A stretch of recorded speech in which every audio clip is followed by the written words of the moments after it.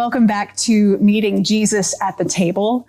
Here in chapter 5, we continue in the Gospel of Luke and also in chapter 14. Last session, we explored Jesus's evening with the lawyers and the Pharisees and his first parable with them concerning seating arrangements. This week, we're going to look at his second parable to them, often known as the parable of the great dinner, or the dinner banquet. Jesus has just finished his previous parable, ending with the words, "You will be blessed, because they cannot repay you."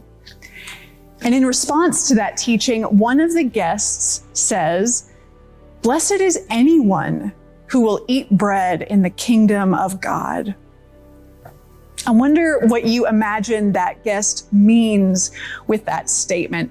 Do you think he is calling Jesus's parable about upending systems of power and privilege into question? Or do you think maybe he is just trying to cool down what was becoming a heated atmosphere? Whatever his intent, his comment leads Jesus to tell a story about a great dinner where plans had been made, invitations had been sent, and letters of excuse received. It's a story about invitations and excuses given. It's a story about who is included and who gets left out.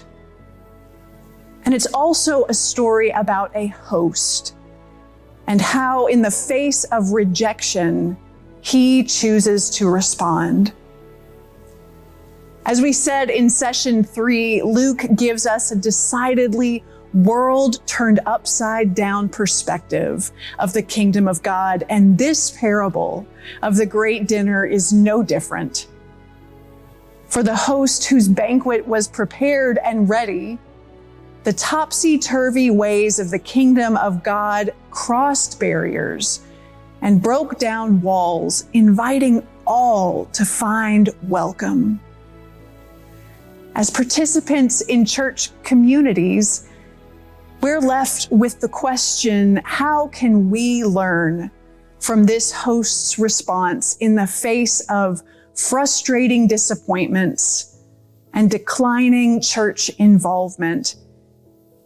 How can the topsy-turvy way of Christ's kingdom turn our understanding upside down, inviting us into something new this Lent?